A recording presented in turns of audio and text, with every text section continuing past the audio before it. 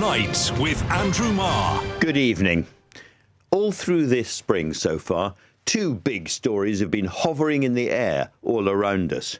One is about the poor condition of this country, economically very weak and vulnerable, not properly defended against the threats outside, and all the political dissatisfaction that comes from that.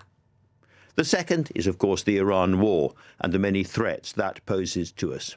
Well, first thing this morning, these two stories suddenly collided. Not with a bang, but a series of silences.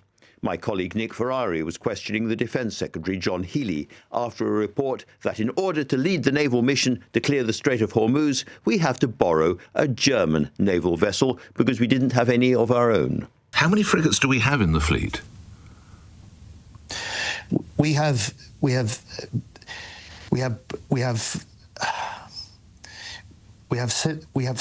17 frigates and destroyers.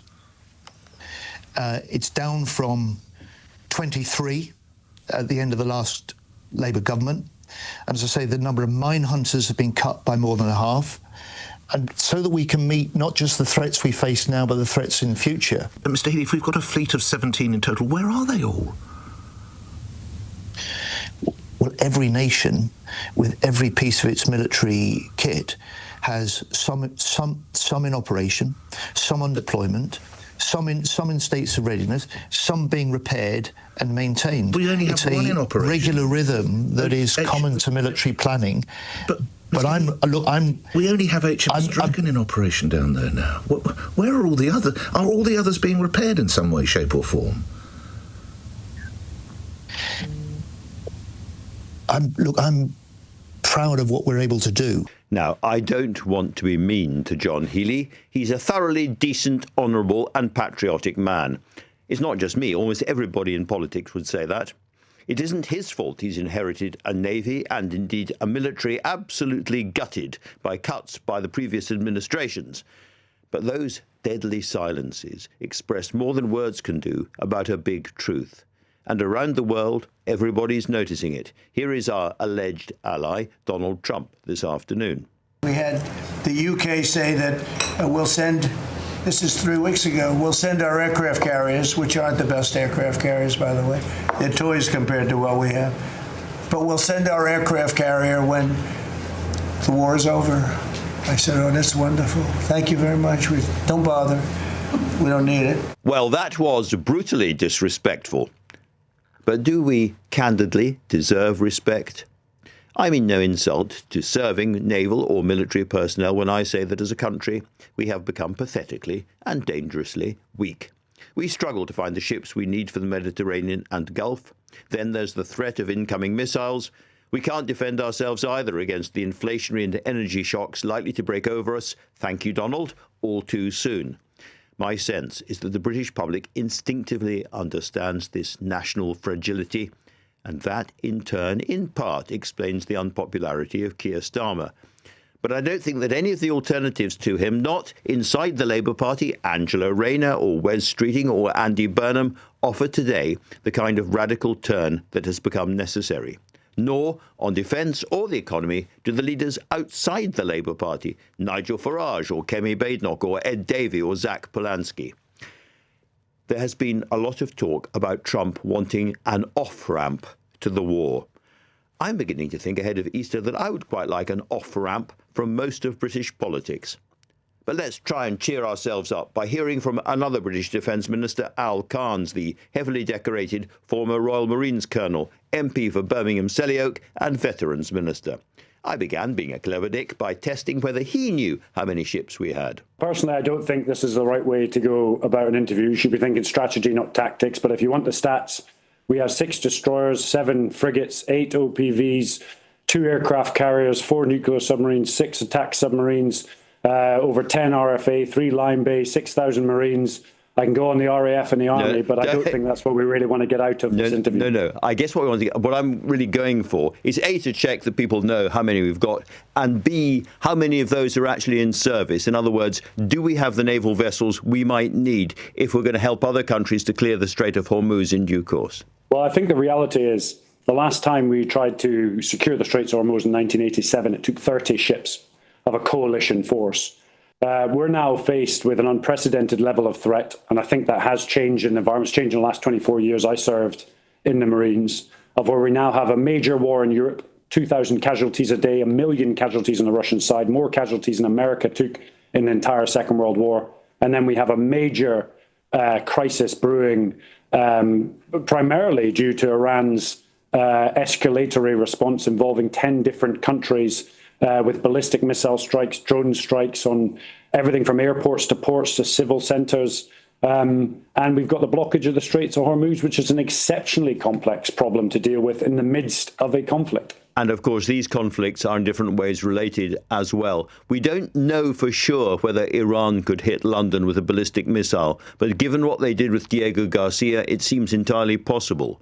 In that context, are we properly protected from incoming missiles? So I spoke to our military intelligence services today, and from their perspective, this isn't a credible threat. Remember the practicalities of this. Firing a ballistic missile from Iran over the whole of NATO to strike the United Kingdom has to go through a whole set of defences and be very, very sophisticated. And we've seen them fail at different ranges at different times over the last 6 weeks.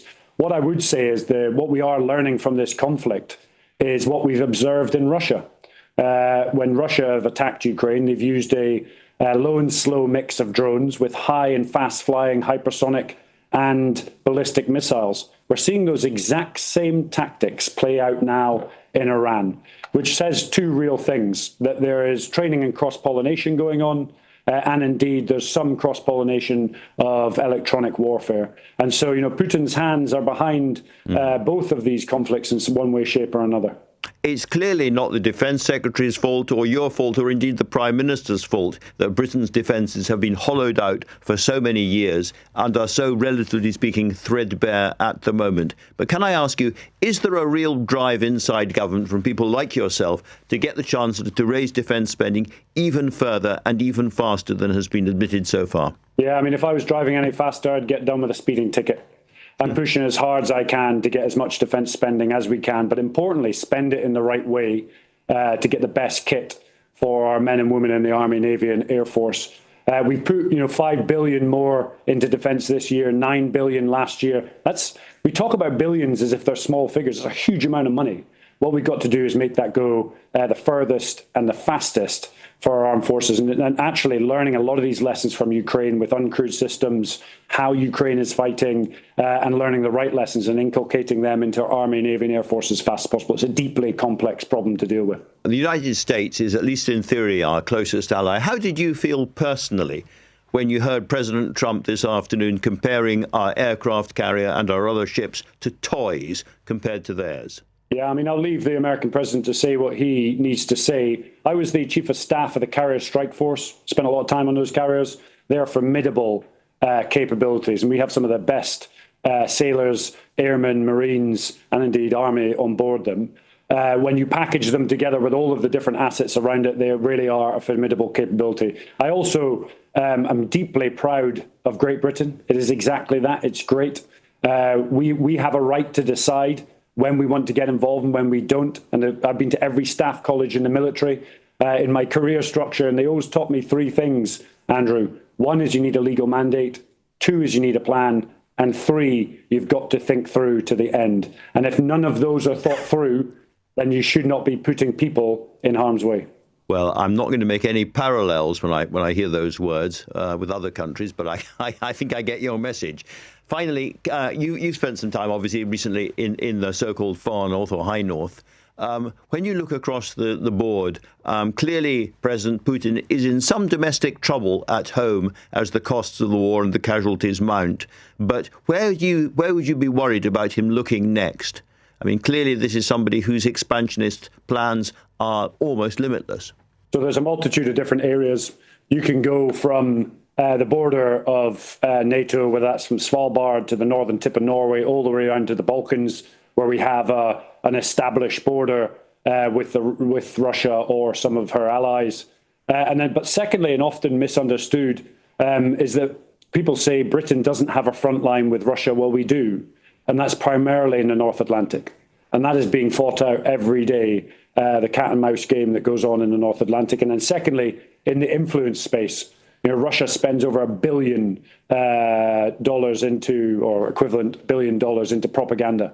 And we've got to be very careful of them meddling in politics here in the UK or indeed across Europe. And I just reflect on, the Reform Welsh leader has now got 10 years in prison for taking Russian money, and that's a significant concern. Given the multitude of threats coming from all sides at the moment, is this a moment when we need a government not of left or right, but a security defence government first and foremost? I personally think the country is fed up in a lot of cases of the political infighting, a lot of the criticism coming from the other side on the state of defence. I think what they want us to do is get our heads together and come up with a comprehensive and detailed strategy to how we spend it. And what I can say from the SDR, we've come up with that. We're moving forward. We're moving out on it. And it's balanced. It's not just about ships, bombs, planes and bullets. This is actually about defence resilience. It's about the resilience of our nation. And it's the ability about our country to absorb and deal with threats ranging from influence to cyber to the conflict in Iran and the potential economic impacts of it. Well, that, I'm sure, is what people want to hear. Al Carnes, thank you very much indeed for joining LBC this evening. Well, I thought that was pretty rousing. In the short term, the Iran war has strengthened the Prime Minister's position inside his party. I think there's no doubt about that. And whatever happens in May, if the war is still going on during those elections, it's going to seem pretty trivial to try to throw Labour into a leadership contest. One MP who's spoken recently about the public fury with Labour and a crisis of confidence inside the party is the chair of the Foreign Affairs Select Committee, Emily Thornberry. Emily, in that lecture I've just quoted there, you went on to say that actually Keir Starmer was behaving in the best traditions of the Labour Party, going back to Keir Hardie, in the way he had handled this war. Do you think the war has, as it were, made his position secure for the rest of the year? Yeah, I did the Keir Hardie lecture, which was a great honour, and it gives you a chance to think about the Labour Party as a whole and where we come from and where we're going to. And I thought that our leaders are at their best when they are being brave and bold. And when it comes to the war, I think that the war in Iran, I think that Keir has been absolutely that. Because it must have been extremely difficult to fend off these endless attacks and the abuse and the sneering from Trump. I think that's right. And I think that it wasn't just Iran. I think that it started before that. I think it started when he said that you're not to insult our troops in the way that the president did. He also said that it wouldn't be legal for him to just annex Greenland. So it's been coming for a while. And then, as Al was just saying, you're presented with no plan, no legality, and no idea. And why would Britain get involved in attacking Iran when there's no clear idea of what it is that he wants to achieve? Before Donald Trump did this thing, there was a kind of general consensus around British politics that the May elections would go very, very badly for the Labour Party. I think they probably still will go very, very badly for the Labour Party. If that's the case, do you think any longer there is a likelihood of a leadership challenge after them? I mean, I don't know. But and certainly we're nervous about the elections. I'm not going to pretend that we're not. I don't think they're going to go as badly as people are currently saying that they're going to. And that in itself, because the expectations are so low. Is that partly because the country quite likes the way, or a lot of the country likes the way that Keir Starmer has handled Trump and handled the Iran dilemma? So I was out on the doorsteps in Hackney on Friday, and I've got a little bit of Hackney in my constituency now, and I spoke to 5 women, one after another, who all said, and you know what? I do think that Keir is doing very well on the war. It was very interesting, 5 women. And I think that did say quite a lot, actually. I mean, they weren't 100% enamoured with him generally, but they said, actually, when it comes to this, he's doing the right thing. It may well help. You've just come back from Greenland, I think. Tell me a little bit about the atmosphere there, because they've fallen out of the news. Trump seems to have got bored with the idea of invading Greenland. Yeah. I mean, they don't think so. They think he's coming back. They think he's coming back. I spoke to people who said that there are Greenlanders who have only just stopped wearing their shoes at night. going to bed with their shoes on with a loaded gun next to them. I mean, these are Inuit people. These are very self-sufficient. They have enough food to last. They have generators. They are expecting to be invaded by the Americans. And the mental health of these people is it's really, really, really difficult. The idea of being this tiny little country with, 50,000 people or something, and, the most powerful man in the world says, I'm having your country. I don't mind paying for it, or I'll fight for it. And the Danes, who are there protecting Greenland, they have a philosophy since the Second World War, when the country surrendered. Their philosophy now is to fight to the death, and they had to write bye-bye letters to their families, because if the Americans had invaded, they would fight to the death for Greenland. Absolutely astonishing. It's extraordinary. Yeah. I know you keep an eye on the whole thing, as it were. Let's talk a little bit about Ukraine, because we haven't on this programme for far too long.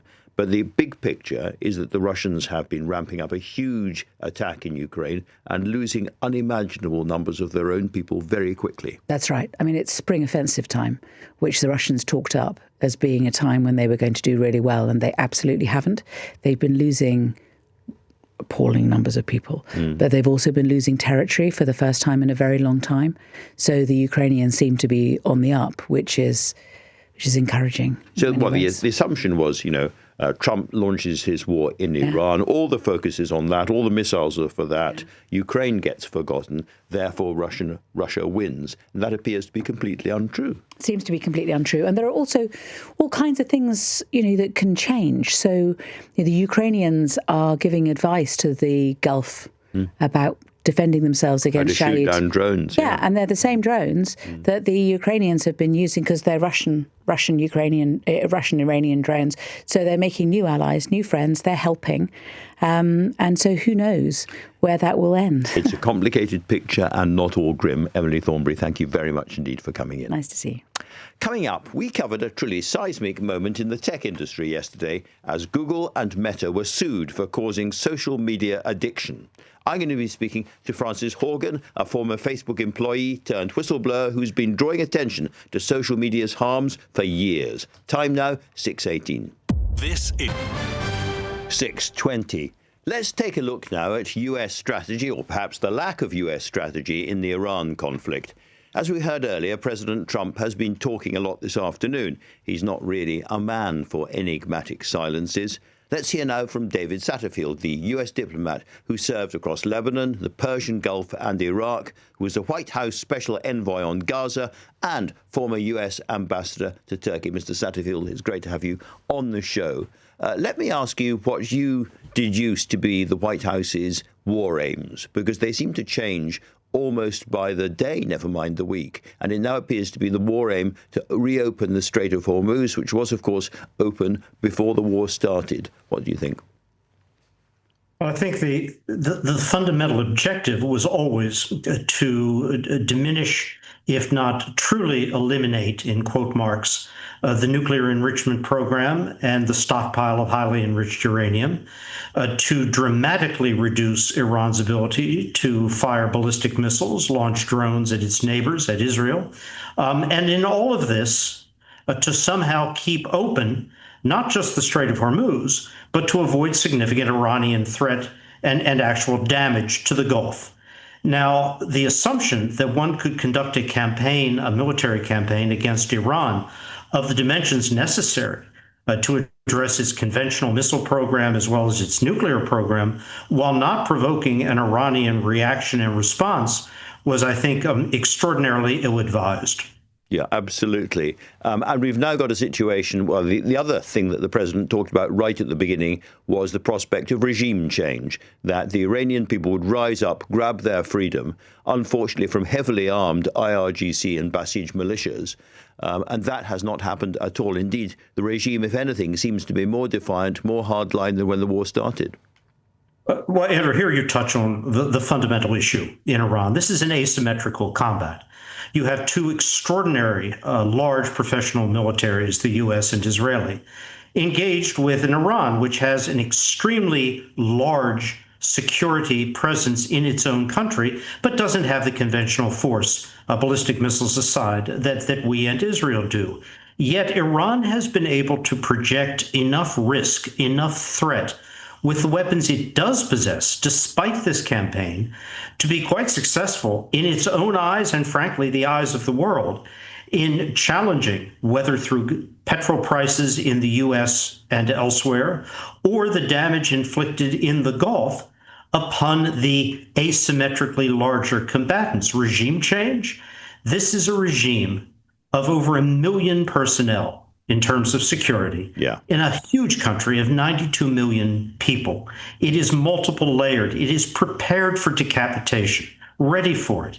It was never a realistic objective, even had there been a unified Iranian opposition, one you could point to, identify, and see as coherent. Didn't exist, doesn't exist. And now we have the prospect of President Trump actually putting boots on the ground. He's sending paratroopers and Marines and others to the region, one must assume, for an attack on Karg Island or maybe the coast itself. What would be your advice if you were still there to President Trump about actually putting Americans into Iran? Look, the president is in what is called classically an escalation trap, in which he escalates, whether it's boots on the ground, seizure or blockade of Karg or any other island, and Iran responds. They respond by increasing the damage they're inflicting in the Gulf, their ability to continue to fire on Israel, and the fact that with every day that goes on, the price of hydrocarbon products increases globally, and the pain increases globally. Look, you can make a parallel here quite accurately to Putin in Ukraine. Ukraine has been successful in a classic military sense in holding off Russia, extraordinarily successful. Yet Russia's ability to attrit Ukraine, to attack its civilian infrastructure over time, if it takes a year, if it takes 5 years, 1 million Russian dead, 2 million Russian dead, Russia can absorb pain. Russia is patient. Iran can absorb huge amounts of pain, and Iran is patient. So, they believe we are not. Well, absolutely. Given all that, is there a way out here, an elegant way out here, an honorable way out here for President Trump? Well, there are several ways out. One is a simple declaration of sweeping victory. That is a rhetorical pivot out, perhaps accusations of responsibility to those dependent upon Iranian oil to keep the strait open. It's not our fight. This is a faraway place, not our oil, etc. The problem with that is, if you leave this fight now engaged in that manner, who is the stronger party? It is Iran. Iran will have an even greater ability to project risk and project threat against its neighbors. That's not an elegant answer. Military victory? I question whether continued conventional campaigning can indeed reduce Iran's ability to project threat. Well, there is the absolutely crucial question. Mr. Satterfield, thank you very much indeed for talking to LBC. Yesterday's big news was the court decision against Google and Meta, who were successfully sued by a young woman for causing her addiction to social media. Is the age of tech impunity over? Well, someone who has been banging the drum on these damages for years is Frances Hogan, the former Facebook employee turned whistleblower who joins me now. Frances, it's great to have you on the show. You must have punched the air when you heard the verdict from the court yesterday. It's definitely been a historic week. It's very exciting. Now, you were looking at the addictive natures of the algorithms, years ago now, 5-6 years ago, when you were working for Facebook. When you talked to people about that, did they then acknowledge that the entire thing was to persuade people to hover or be on these sites for longer than they would normally be inclined to do so? The challenge with social media is each of us sees our own version of social media, and it can seem so innocuous for most people. Most people have a positive experience online. What these lawsuits are about, though, are the 20% of kids who really face negative consequences. And what these juries found was that Facebook knew how to keep these kids safe, and they chose not to because it didn't make them as much money. And we're talking about things like being brought in for healthy food and healthy food recipes and finding yourself on anorexia and starvation websites. Yeah. And we're talking about all sorts of appalling sexual behavior. People, again, they're drawn in through quite an appealing, easy-seeming front door and hooked and drawn further and further. Again, when you were talking to your colleagues back in the day, did they understand what they were doing to these people? So I did not work on children's issues while I was at Meta, but we saw time and time again across other vulnerable populations. These could be people who are very socially isolated. These could be people in conflict zones around the world, that because Meta did not take seriously its responsibilities to protect people, because there was an encouragement internally to focus on the good we were producing and not necessarily on what could be done to reduce the harm, people looked the other way. In your view, does this destroy the business model for a lot of these social media platforms? And if the answer is no, how do they get out of this? How easy is it to recalibrate in a way that removes the addictive nature of the worst aspects of it? I think that's what's so tragic about these cases. The numbers we're talking about here are astronomical. You know, you can look at a single case and say, oh, it's only $6 million in damages. But when applied across the number of children that have been harmed in the United States, we need a fraction of 1% of children, of teenagers in the U.S. to be harmed, as this woman was, for it to equal $1 trillion in damages. Wow. I think the question that's going to come out is, you know, what's the alternative? Meta didn't have to give up all of its money. It didn't have to be half as profitable to not do these damages. It needed to be 5% less profitable. And so the question is, will they be allowed to continue to operate in the face of this level of mounting accountability? Francis, you've compared this with the big tobacco arguments, the sort of seismic fights then. Do you think it's of a nature that it completely reshapes the industry in due course? So one of the things that's easy to focus on is the word Meta or Instagram, but there were actually 4 plaintiffs in this case: Instagram, TikTok, YouTube, and Meta. TikTok and Snap, they settled immediately, right? I think there is a reckoning that is happening because now they see the magnitude of responsibility they may have foisted on them. Hopefully this will encourage longer-term optimization, not chasing just those quick hits, which leads to addictive algorithms. You lived and worked inside the belly of the beast, if I can put it that way. Do you believe that there should be a social media ban for under 16s? So I am not a prohibitionist because I do believe that we can build social media that is safe for kids. The challenge is, in a world where they haven't shown an interest in building that social media, what do we as a society do to protect our kids?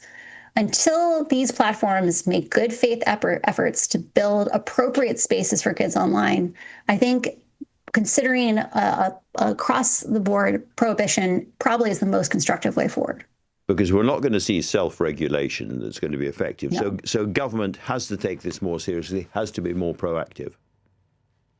And I think there's actually an opportunity where, by breaking some of the network effects, you know, for example, in Australia, it's not that all social media is banned, it's that the 6 to 10 largest providers are banned. This gives an opportunity for innovation to begin to explore, are there other ways of building social media? Because if you have new competitors emerge that take up those kids' time, you may have forms of social media that we would all rather our kids spend time on. Old-fashioned competition. Francis Hogan, thank you very much indeed for talking to LBC. The beloved sitcom Yes Minister has got a follow-up now playing in the West End, and I'll be joined by its star, Griff Rhys-Jones, in just a few minutes. But the time now, 6:31, and Tim Humphrey has your news headlines. The Defence Minister. 6:34. I think it's time to return to good old-fashioned British political dilemmas. In this case, the huge number of young people who are not in work or education or looking for it. Sir Charlie Mayfield is the author of the definitive government report on what action can be taken about NEETs, and he joined me a little earlier to explain why this work is so necessary for our economy. One of the huge issues we've got too many people leaving work for ill health and for reasons of ill health or disability. And that's what's driving the level of economic inactivity we're seeing. It's the 2.8 million people who are not working for reasons of working age. However, what we're doing is very relevant to some of the people who we need to work to get into work, because what we're going to be doing is improving the receiving environment, improving the way that employers support and enable people to stay in work. And of course, if you are someone who's neat, for whatever reason, don't really like the phrase, but if you're someone who's distant from the employment market, and something's happened to help you to get into it, what's also really important is you stay there. And unfortunately, what has happened in the past is people have joined and then left again quickly, and then getting them to do it again is much more difficult. Does that mean that big companies, at any rate, should be offering in-house medical and possibly therapeutic advice to people who are there? Well, so, one of the things that's been so encouraging is we've seen a tremendous response from employers. Not every employer, let's be clear. We've got 150 vanguards. It's not a cross-section of the UK employers, but it's a pretty good range. We've got public and private sector, we've got large, we've got small, we've got pretty 24 sectors are represented. So we've got a really great cross-section. And essentially what all those employers are saying is that this is a problem that they recognise and they want to be part of solving it. And the work that we're doing together is to figure out how do we do that. You're doing your work, you've got your proposals in an environment which, in terms of business, appears to be deteriorating again quite quickly. We've had Larry Fink of BlackRock saying that if oil hits $150 a barrel or anything like that, as a result of this war, we're heading for a global recession. How concerned are you, both in your current role and as in your former John Lewis hat? Yeah, what's happening in the global economy is really concerning, and I think it's perhaps doubly unfortunate because in the UK there were actually some quite positive signs beginning to emerge, with things moving in the right direction and a sense that we probably were turning a corner and there would be a rising tide in terms of people's feeling more positive. So I think it's a real blow that what's happening in the Middle East is affecting the global economy. That is unquestionably. But I think the thing is, in certainly when you're running a business, you sort of have to sometimes say, you know what, there's things I can tackle and I can do things on, and there's things I can't really control. I have to unfortunately, and you have to cope with, and you've got to build your resilience as an organisation to do that. But you have to put your effort into the things that you can control and you can improve. And this issue of ill health and disability is one that employers can make a huge difference on. And actually, it's not just altruism. This isn't just about being nice to people. It's good business to do this. And we have got so much evidence to say that where employers invest in this and do that well, they achieve a financial return on investment that's way higher than the cost of the action that they take. And I'm absolutely sure that this we've got the opportunity to both improve how we perform and improve the way businesses perform at the same time. Charlie, this might sound a bit left field as a question, but yesterday we had this very, very interesting legal case where Meta and Google were successfully sued by somebody who had a deep depression because she was addicted to social media. You have spoken out already in the past about the danger of social media addiction in terms of getting people into work. So is this something that you applaud, this case, and what follows? I think that I definitely think that it is important to recognise, well, there's a few things which you can be fairly certain of. So there has been a noticeable increase in the incidence of mental health and associated issues for young people. And that incidence started to rise in 2014, and it has continued to rise since then. Some people think COVID was the cause. COVID was simply an accelerator of an existing trend. I'm not a person who can say precisely what's driven that, but I think given the fact this has happened on a fairly broad scale, you need to look for something which is fairly broadly adopted as part of the answer.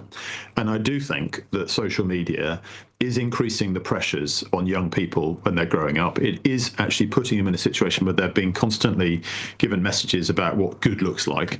And sometimes those messages are frankly unattainable, or the levels are unattainable. And as a young person who is almost by definition, young people are insecure. They don't know, exactly, they are, by definition.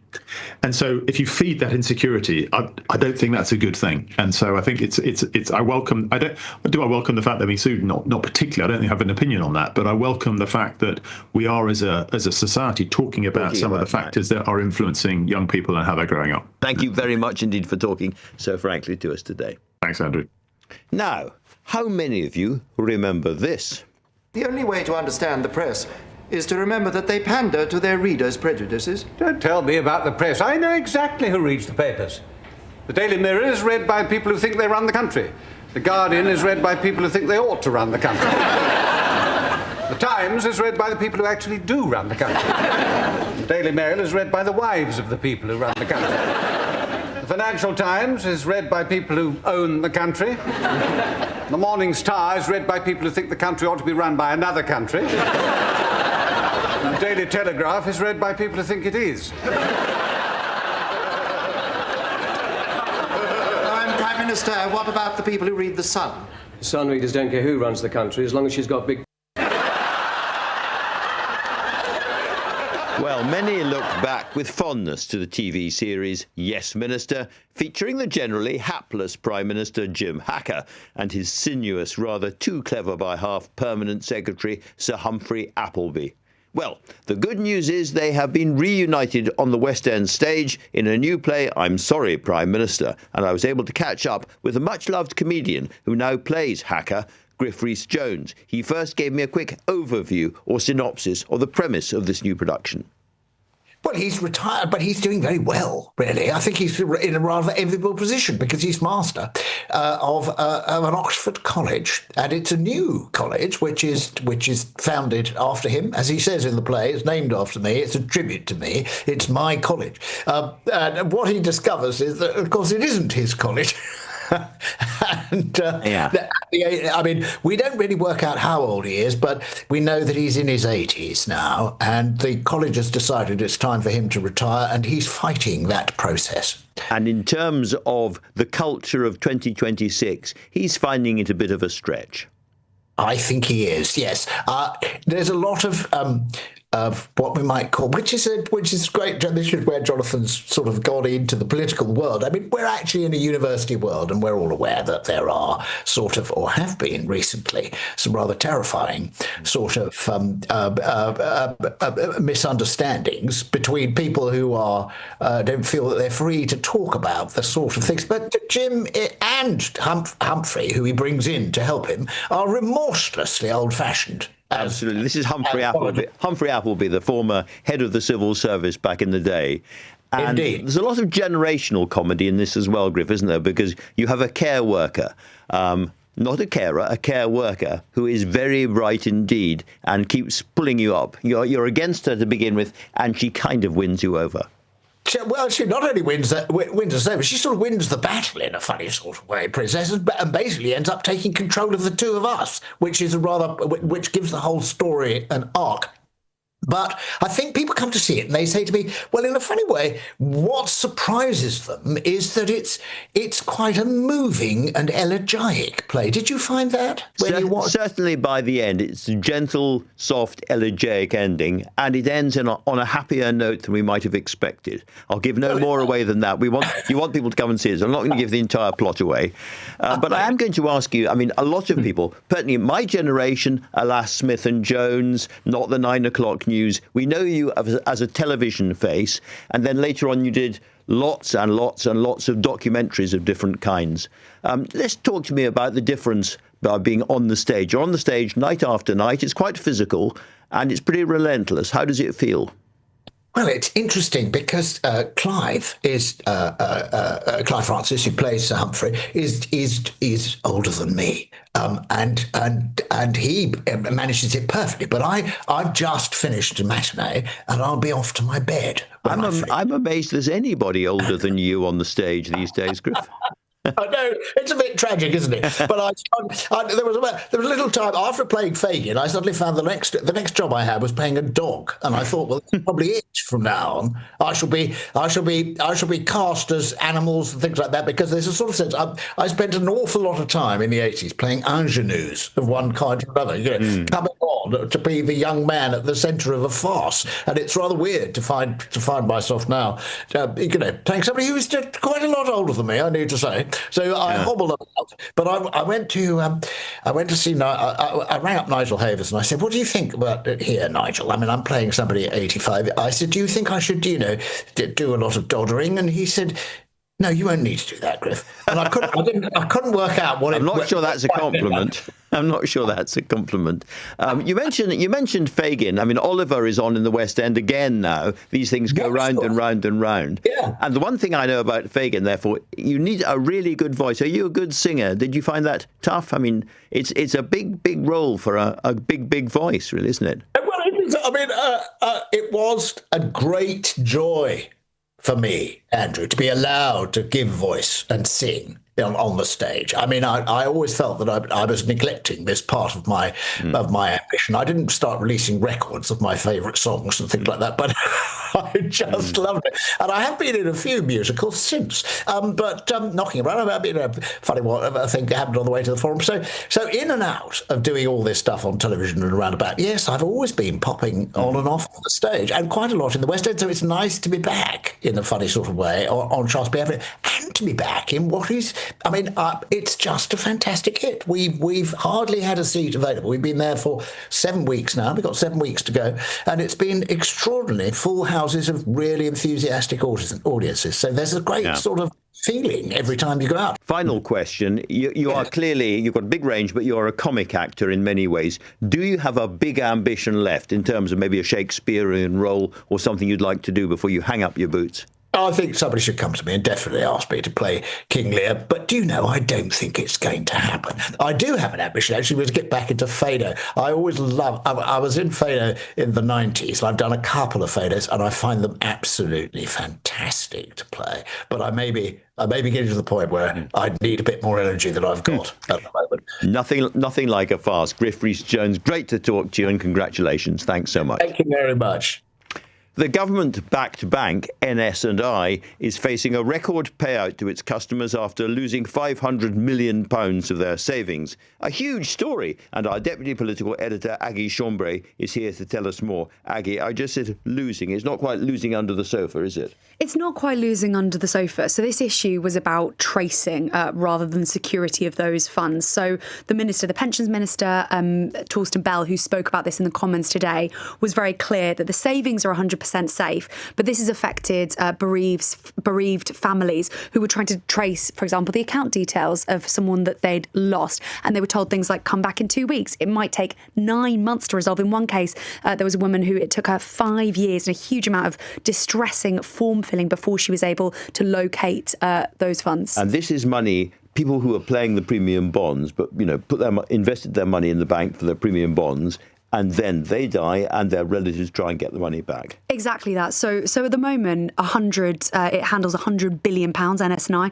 for more than 26 million people. And as you say, affecting £476 million of that money. And it's people, exactly that, trying to get that money out. Torsten Bell today saying in the Commons that he had, number one, replaced the chief executive. He said he wanted a fresh start with Sir Jim Harrer. And he talked again about those savings being safe. He said NS&I has hired an additional 100 staff and wants them to publish a delivery plan in May. He also said their focus will be on getting that money to the people who it needs to go to, but compensation will, where appropriate, will be paid. And NS&I has apologised, said extremely sorry for the errors, working hard to ensure everyone is paid what is owed to them. And the guy who was at the top, who's called Dax Harkins, I've never heard of anyone called Dax, has gone. Aggie, thank you very much indeed. Up next, I'm going to be speaking to my political panel about whether Trump will eventually chicken out in Iran and what really happened to Morgan McSweeney's WhatsApp messages. Time now, 6:48.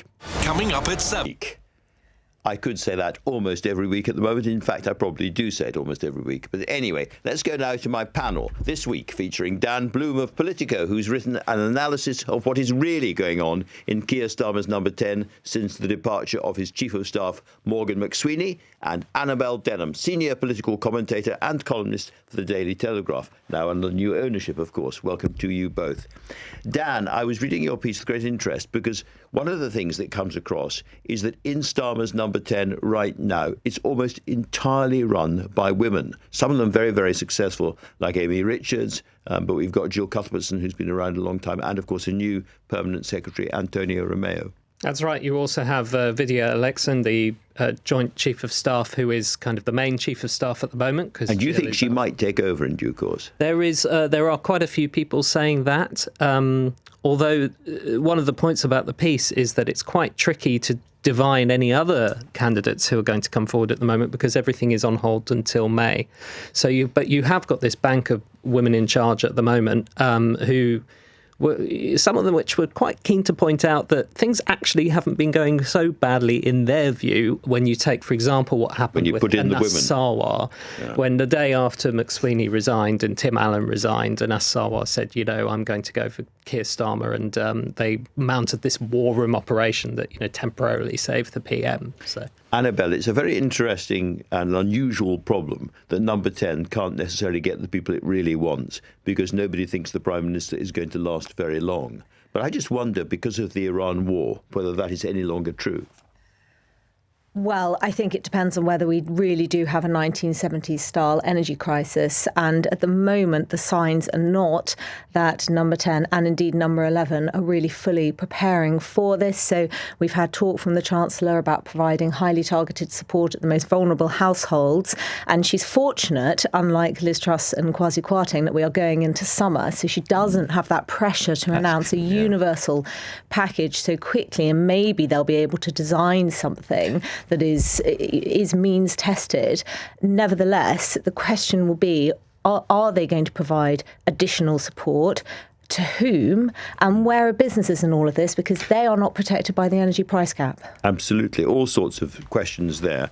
We had Nick Butler, who is an energy specialist who worked for Gordon Brown and Tony Blair back in the day, Number 10. And he said they should be preparing now for the possibility of rationing and preparing for, which industries are going to get support for how long and who doesn't get support. And I got the impression that is not yet happening. No, the message I've had out of the Treasury, as far as I can tell, is that they have not time to kill, but time to take over working out how they're going to help households with energy bills because of this issue of summer coming and then there is autumn. The problem is that, public opinion on this stuff can be very volatile. I think that's probably shown by the fact that they are going for the sort of populist thing of accusing the petrol retailers of price gouging and that kind of thing. It was really interesting. We had in Playbook this morning almost a double hit of, in the Times, you had the petrol retailers saying, we're not price gouging. And you also had the supermarkets saying, we've not been price gouging either. What are these ministers doing, complaining about us? Well, what they're not doing is giving us examples of the products where it's taking place, where the prices have been shooting up recently. Now, this may happen in the future. And I think the big problem here is that nobody knows quite how serious this crisis is going to be or for how long. Very hard to plan. But let me ask you about a smaller crisis, both of you, which is the saga of Morgan McSweeney's missing mobile phone. Nicked, we're told, by a bloke on a bicycle in the streets of London. This happens quite a lot. But already even some Labour MPs are expressing disbelief. Annabelle first. Well, you're certainly right that there are Labour MPs whose jaws have dropped to the ground and are wondering whether this sounds a little bit like the dog ate Morgan McSweeney's homework. I'm inclined to think that this is a mess up, shall I say, rather than a conspiracy. I agree. It's entirely plausible that his phone was stolen, but certainly there's been some pretty bizarre behaviour that's come afterwards. So the Met obviously taking that very unusual step of releasing the full transcript of Morgan McSweeney's call to the police directly after the phone was stolen, the fact that Number 10 didn't seem to take the initiative when the wrong address was given, the fact that Morgan McSweeney failed to tell the police that he was the Prime Minister's Chief of Staff. Yeah. So this is not a saga that's going to be going away anytime soon. It's an all-too-human story, Dan. I mean, I read the transcript of the conversation between Morgan McSweeney and the Met when the phone had just been stolen, and I thought it was classic case of a sort of a panicking chap who just lost his phone. And also Morgan McSweeney is many things, but he's not grand and he's not pompous. And I wasn't surprised he didn't say, do you know who I am? I'm Morgan McSweeney and I work for Keir Starmer, the Prime Minister. And that's why the phone is so valuable. I think what it comes down to, apart from the kind of very valid question of were people doing proper record keeping and forwarding all their WhatsApps, I don't imagine most special advisors screenshot and forward on their WhatsApps to the department as they're supposed to, but no proof of that. Well, it comes down to how many of these messages between Morgan McSweeney and others and Peter Mandelson does the Cabinet Office actually have? We know that they have some. We don't quite know how or why. Was there a partial backup? Were some messages over but not others? And there's the news tonight, as reported by The Times, and I'd heard similar, that Peter Mandelson's phone hasn't been handled. His private phone hasn't been asked for. So, and you know, can the government actually compel a private citizen, as he is now, to hand in his phone with all his WhatsApps? I would suspect not. Annabelle, let me put it to you. There are going to be two aspects to this story. There's the story itself, and hot on its heels, there's a cover-up story going on. People who are determined to believe there is a cover-up, there is a conspiracy. And it'll be quite hard within a few weeks to separate the two. That's right. And obviously the public has repeatedly shown that it is more furious about the cover-up often than it is the initial supposed crime. I think that the fact that there's so much oxygen around this is deeply problematic for Keir Starmer. This is an issue which unites the Labour Party, the Parliamentary Labour Party, against the Prime Minister. They are incandescent about this scandal, whereas when it comes to things like welfare spending, let's say, or the appropriate response to the energy crisis, there's some division within the Labour Party. They are united in their fury about the decision to appoint Peter Mandelson to begin with and the way that this fallout has been handled by and Dan, Keir Starmer himself is beating himself up in public now about this, saying it was a terrible thing. He can't forgive himself. Yes, well, I think it's good of him to beat himself up now before other people start beating him up when the next cache of files is released, because the issue is a calendar one now. Parliament's just gone into recess. So when do you think that's going to happen? Well, it's either going to happen between April the 13th and about the 28th or 9th when we go for prorogation. That's just before the local elections, quite bad timing. Or it happens after the King's speech. After the local elections, MPs might already be annoyed, and the King's speech is a vote of confidence in the government and all the rest of it. So I hear they want to go before prorogation in late April, but it's bad timing all round. April, as somebody said, is the cruelest month. So we'll be watching very, very carefully. Thank you both, Annabelle and Dan, very much indeed for that. America's Operation Epic Fury isn't going quite so well in Iran as Trump continues to insult the UK for refusing to get involved. I spoke to the Veterans Minister Al Carnes, and he appeared to have his thinly veiled message for the leader of the free world. We have a right to decide when we want to get involved and when we don't. One is you need a legal mandate. Two is you need a plan. And three, you've got to think through to the end. And if none of those are thought through, then you should not be putting people in harm's way. Wise words. If you missed any of today's show, you can listen back on our free Global Player app or the LBC app, where you can also stay up to date with all the latest news, videos and opinion. Download the official LBC app for free from your app store now. Coming up at 10 on LBC, it's Ben Kentish. But right now, it's time for Ian Dale. Thanks.